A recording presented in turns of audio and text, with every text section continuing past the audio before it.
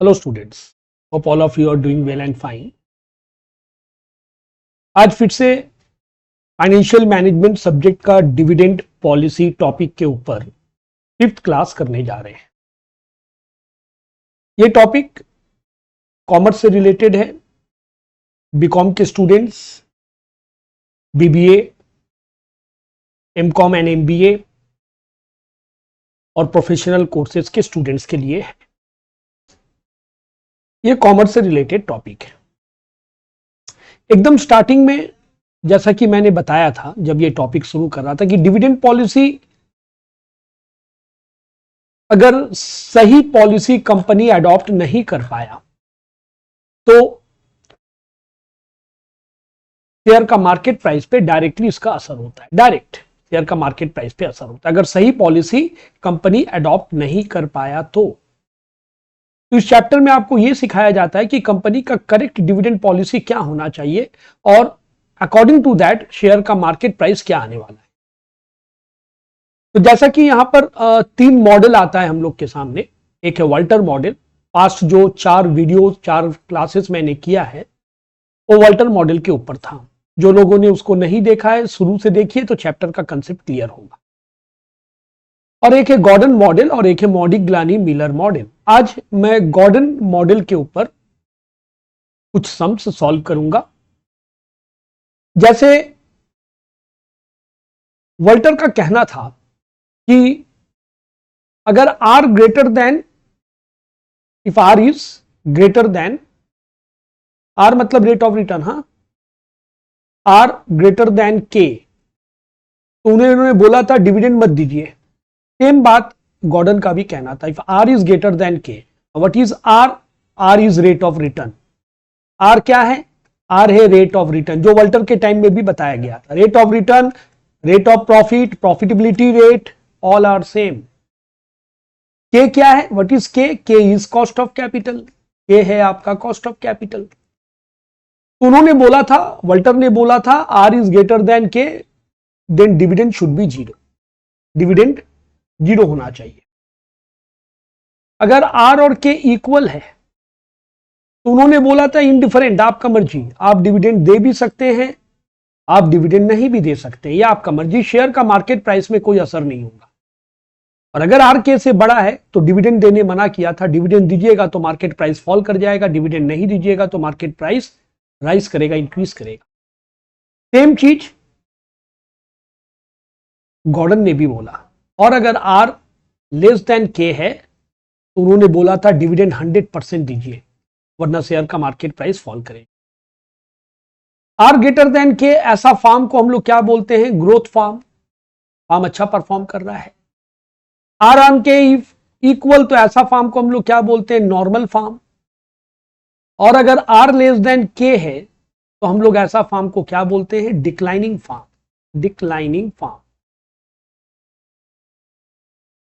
देखिए, जब हम लोगों ने वॉल्टर का सम्स बना रहे थे तो हम लोग को 4 चीज का जरूरत होता था। एक है R. R means rate of return, rate of profit, profitability rate, all are same. दूसरा था K. What is K? K is cost of capital. Cost of capital. तीसरा था D. What is D? Dividend per share. DPS means dividend per share. चौथा था E. What is E? Earning per share. ये 4 चीज लगता था। Walter model का बात कर रहा हूं मैं। गॉर्डन मॉडल में डी का जरूरत नहीं है, इसका जरूरत नहीं है, डी नहीं लगेगा। डी के जगह क्या लगेगा? बी। ना what is b? B is retention ratio. Retention ratio मतलब रिटेंशन, रिटेन वर्ड से रिटेंशन वर्ड आया है। रिटेंशन मतलब कंपनी जितना रख लेता है, जितना बांट देता है, वो है डिविडेंड पे आउट रेशियो। जैसे 100 रुपया में 40 रुपया बांट दिया तो dividend pay out ratio is 40%। तो रख लिया कितना? 60 रुपीज, यानी रिटेंशन रेशियो इज 60%। जितना बांट देता है वो है डिविडेंड पे आउट रेशियो, जितना रख लेता है वो है रिटेंशन रेशियो। अब हम लोग को रिटेंशन रेशियो का जरूरत होगा और एक चीज का जरूरत होगा, दैट इज टैक्स। अगर टैक्स रहा तो ठीक है, नहीं रहा तो आप उसको 0% पकड़ लेंगे। टैक्स 0%।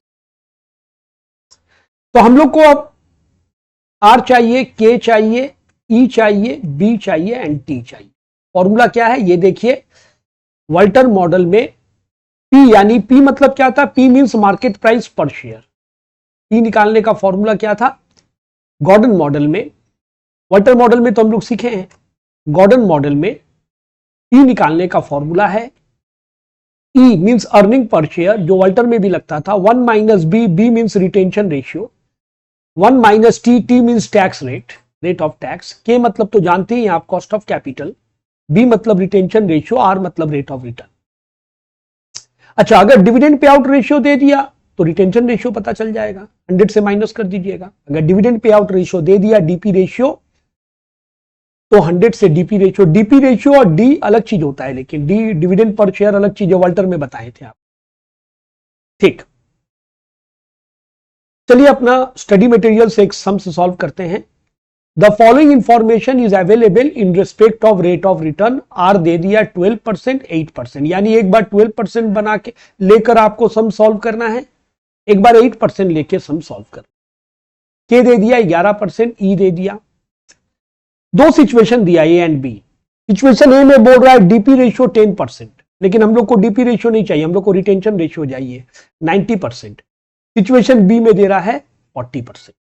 टैक्स नहीं दिया तो हम लोग क्या करेंगे, टैक्स को 0 पकड़ना। तो हम लोग को क्या क्या दिया हुआ है, हम लोग को के दिया हुआ है, ई दिया हुआ है, आर भी दिया हुआ है, लेकिन आर दो ठो दिया है, एक बार 12% में निकालेंगे, फिर एक बार 8% में निकालेंगे। तो ध्यान दीजिए, computation of value of equity share as per Gordon model. Cost of capital के क्वेश्चन में दिया हुआ था, फिर से मैं आपको दिखाता हूं। ये देखिए के था 11%, डेसिमल में कन्वर्ट कीजिएगा 0.11। अर्निंग पर शेयर ई 20 रुपया दिया हुआ था, ये देखिए अर्निंग पर शेयर ई 20 रुपया दिया हुआ था। अब हम लोग आर लेंगे एक बार 12%। इधर देखिए सिचुएशन ए का 1, आर ले लिए हम लोग 12% और बी ले लिए 90%, 12% और 90%। ये देखिए आर 12% और सिचुएशन ए का 1 रिटेंशन रेशियो 90%। फॉर्मूला तो अभी हमने आपको दिखाया था। आर के जगह 12% 0.12, बी के जगह 90% 0.90। वॉल्टर गॉर्डन का ये फॉर्मूला है। ई के जगह पे क्या डालेंगे, 20 रुपया। बी के जगह पे क्या डालेंगे, 0.9। टी के जगह पे क्या डालेंगे, टैक्स रेट नहीं बताया था, 0। के जगह पे क्या डालेंगे, 0.11। बी के जगह पे 0.9। आर के जगह पे हम लोग क्या डालेंगे, 0.12। R retention ratio, rate of return 0.12। Solve करेंगे, करने से 1000 रुपीज पर शेयर आएगा। ये सिचुएशन में हमने बी को लिया 90%, आर को लिया 12%। नेक्स्ट सिचुएशन, अब बी को ले रहे हैं 90%, आर को ले रहे हैं 8%। ये देखिए बी 90%, 12% में निकाल लिया, बी 90% और 8% में निकाल रहे हैं। बाकी ई जो है वही रहेगा, के जो है वही रहेगा, ये चेंज नहीं होगा। अब बी 90 और आर के जगह 8% ले रहे हैं, तो लिख दिया मैंने बी 90 आर के जगह 8%। आर हो गया 0.08 और ये 90%, तो के वही रहेगा, ई भी वही रहेगा। बी के जगह पे आ जाएगा 0.9, टी के जगह पे 0, आर के जगह पे क्या आएगा 0.8। सॉल्व करके आ रहा है 52.63 पर शेयर। एक बार आप लोग भी सॉल्व करके देख लीजिए। ये गया सिचुएशन ए का। सिचुएशन ए में हमने 90% को लेके एक बार हम लोग निकाला 12%, एक बार निकाला 8%। अब सिचुएशन बी में आते हैं, 40% को लेकर एक बार फिर से 12% और 8%। के और ई लेकिन चेंज नहीं होगा, वो वही रहेगा। देखिए अब मैं ले रहा हूं सिचुएशन बी का 1 40% और 12% में ले रहा हूं। बी हो गया 0.40, आर 12% 0.12, बी हो गया 0.40। ई और के लेकिन जो पहले था वही रहेगा। पहले ई कितना था 20 रुपया, के कितना था 0.11, ये वही है, ये चेंज नहीं हुआ है। देख लीजिए यहां फिर से, इधर देखिए ई 20 रुपया और के 0.11, ये चेंज नहीं हुआ है। चेंज क्या हुआ है? चेंज हुआ बी हो गया 40%, बी के जगह पे 0.40, टी तो 0 होगा, और आर के जगह पे 12% 0.12। सॉल्व किया, इसको सॉल्व करके ही है। नेक्स्ट, अब मैं सिचुएशन बी का 2 लेता हूं। सिचुएशन बी का 2 40% और 8% में मैं निकालता हूं, 40% एंड 8% लिख दिया मैंने। ई और के चेंज नहीं होगा। अब हो गया आर 0.08, बी हो गया 0.40। ई और के चेंज नहीं होगा, जो पहले था वही रहेगा। ई के जगह पे 20 रुपया, के जगह पे 0.11। बी अब कितना हो गया? बी हो गया 0.40, और आर कितना हो गया? आर हो गया 0.08। सॉल्व किया ये। तो ये था अकॉर्डिंग टू गॉर्डन मॉडल एक शेयर का मार्केट प्राइस हम लोग कैसे पता लगाते। चलिए और एक सम सॉल्व करते हैं। Mahindra company limited has a book value of ₹150। ये 150 रुपया क्या है? आप इसको बोल सकते हैं face value 150। Return on equity r दे दिया 12%, कन्वर्ट कर लीजिएगा। Retaining 60% and follows a policy of retaining 60%, ये क्या है? ये हो गया बी, बी दे दिया 60%। If the opportunity cost of capital, ये क्या है? ये है कॉस्ट ऑफ कैपिटल, के दे दिया। के कितना दे दिया? के दे दिया 15%। टी नहीं दिया तो क्या पकड़ लीजिएगा? 0। हम लोग को और क्या चाहिए? हम लोग को और चाहिए अर्निंग पर शेयर ई। हम लोगों ने पहले सीखा था, अगर अर्निंग पर शेयर नहीं देता है तो face value into profitability rate. Profitability rate मतलब यहां पर rate of return, face value into rate of profitability, rate of return, लेकिन दोनों एक ही चीज है। तो 150 रुपया था फेस वैल्यू, और रेट ऑफ रिटर्न देख लीजिए कितना है? Rate of return 12%। 150 का 12%, 18 रुपया आई थिंक सो आएगा, 18 रुपीज। तो सब पता चल गया। चलिए देखिए, ध्यान दीजिए, गॉर्डन मॉडल से निकाल रहे हैं। आर रेट ऑफ रिटर्न 12% दे दिया था। कॉस्ट ऑफ कैपिटल के, इधर देखिए कॉस्ट ऑफ कैपिटल के दिया था 15%। अर्निंग पर शेयर हम लोग को निकालना पड़ेगा face value into rate of return. Retention ratio 60% दे दिया था। ये देखिए face value into rate of return 18% आया, 18 रुपया आया था। फेस वैल्यू कितना था? 150 रुपया था, रेट ऑफ रिटर्न था 12%। जब भी फेस वैल्यू मिसिंग रहेगा तो इस फॉर्मूला से आप निकाल सकते हैं। गॉर्डन का फॉर्मूला में हम लोग फिट करेंगे। ई के जगह पे कितना डालेंगे? 18 रुपया। के जगह पे कितना डालेंगे? Cost of capital 0.15। टी के जगह पे 0। बी के जगह पे कितना डालेंगे? 0.60, और आर तो 0.12। सॉल्व किया, ये आया। अच्छा, अगर जस्टिफाई करने बोले तो वॉल्टर के यहां जस्टिफाई करने बोला नहीं है, पूछा नहीं है कि ऑप्टिमम पॉलिसी है या नहीं, तब आपको वॉल्टर के जैसा लिखना पड़ेगा। जैसे यहां पर अगर जस्टिफाई करने को बोलता है are is less than k, तो आर अगर के से लेस देन है तो डिविडेंड पे आउट रेशियो मेरा कितना होना चाहिए था? पूरा 100% डिविडेंड पे आउट रेशियो। तो वैसा में रिटेंशन रेशियो हो जाता है 0%, यानी जहां जहां बी है हम वहां 0 डाल देते हैं। तो अगर हमको जस्टिफाई करने बोलता तो हम क्या बोलते हैं कि ये करेक्ट डिविडेंड पॉलिसी नहीं है। Since r is less than k, dividend payout should be 100%। In that case retention ratio means b equals to 0%। तो बी के जगह पे आपको 0 डाल के सॉल्व करके दिखाना पड़ता है एक शेयर का मार्केट प्राइस क्या है। चलिए एक सवाल और सॉल्व करते हैं।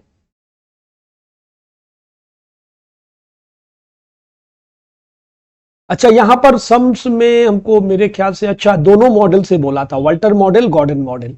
ये तो हम लोगों ने गॉर्डन मॉडल निकाला, वॉल्टर मॉडल से करेंगे। वॉल्टर मॉडल में बी का जरूरत नहीं है, टी का जरूरत नहीं है। क्या क्या लगेगा?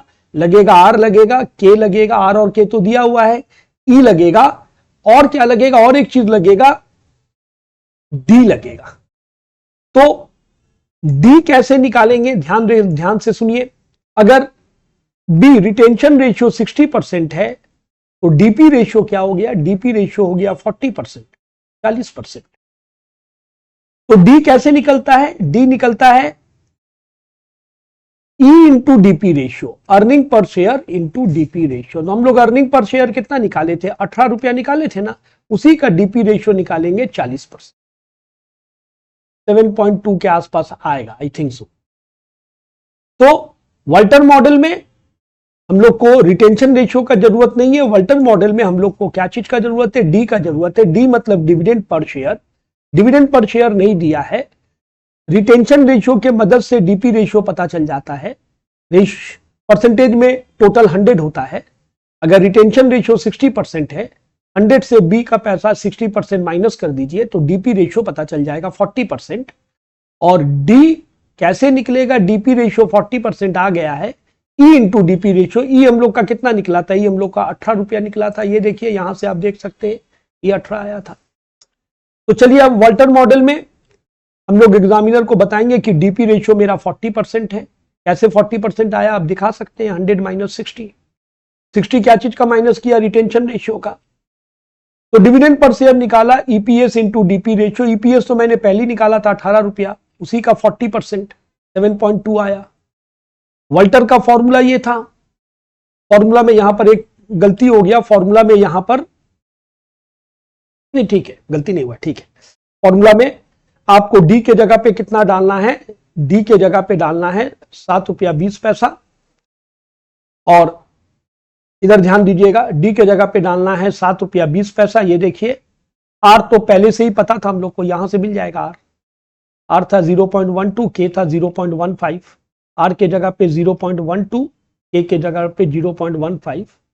ई भी तो हम लोगों ने पहले निकाला था, ये देखिए ई निकाला था 18 रुपया, ई के जगह पे आपको 18 रुपया डालना है और सॉल्व करके ये अमाउंट आएगा 105 रुपया 60 पैसे।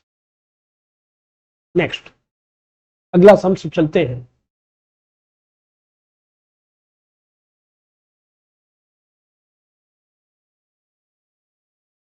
A company's total investment in an asset 1 crore rupees, 1 crore रुपया टोटल इन्वेस्टमेंट है, शेयर से 1 lakh rupees 100 each. Expected rate of return, ये आर दे दिया, हाँ ये है r, this is r. Cost of capital this is k, ये के दे दिया, आर और के दे दिया। Company has policy of retaining, ये क्या दे दिया, ये दे दिया बी, दिस इज बी, ये क्या है, ये बी है। Determine the value of the firm using Gordon's model. Value of the firm कैसे निकलेगा, नंबर ऑफ शेयर से पी को मल्टीप्लाई करना है, मार्केट प्राइस को मल्टीप्लाई करना है। उसके लिए पहले आपको पी निकालना पड़ेगा। ध्यान दीजिए अब जरा, टोटल इन्वेस्टमेंट आपको दिया था कितना, 1 करोड़ रुपीस। टोटल इन्वेस्टमेंट मतलब total capital. Total number of share 1 lakh दे दिया क्वेश्चन में, एक एक शेयर का फेस वैल्यू भी दे दिया था, शायद फेस वैल्यू कितना दिया था, 100 रुपये। आर कितना दिया है 30%, बी कितना दिया है, बी दिया है 25%, के कितना दिया है 18%, बी 25%, के 18%, आर दे दिया था 30%। अच्छा हम लोग को क्या चाहिए, हम लोग को बी चाहिए है, हम लोग को आर चाहिए है, हम लोग को के चाहिए है, हम लोग को ई चाहिए, ई नहीं है तो ई निकालना पड़ेगा। ई कैसे निकलेगा, face value into rate of return, rate of return 30% है। एक ये तरीका है face value into rate of return, यहां फेस वैल्यू निकाला है, निकालने का जरूरत नहीं था। फेस वैल्यू देखिए ना क्वेश्चन में दिया हुआ है, ये देखिए फेस वैल्यू क्वेश्चन में कितना दिया है, 100 रुपया दिया हुआ है, तो फेस वैल्यू अलग से निकालने का जरूरत नहीं था। ठीक है निकाला है, कोई बात नहीं। अर्निंग पर शेयर कैसे निकलेगा, face value into rate of return. Face value कितना था 100 रुपया, क्वेश्चन में भी दिया हुआ था, यहां से भी देख सकते हैं। रेट ऑफ रिटर्न कितना था 30%, 100 रुपया का 30% 30 रुपया आएगा। सी नहीं बोला तो हम लोग क्या करते हैं, जीरो बैठा देते हैं। अब फॉर्मूला में फिट करेंगे, ई के जगह पे डालेंगे 30 रुपया, बी के जगह पे डालेंगे 0.25, टी के जगह पे 0, के जगह पे हम लोग डालेंगे 0.18 और आर के जगह पे हम लोग डालेंगे, आर हम लोग को क्वेश्चन में दिया हुआ था 30% यानी 0 पॉइंट सॉल्व करके। गुड डे एवरीबॉडी, देखते हैं नेक्स्ट क्लास हम लोग क्या चीज का करेंगे। ओके।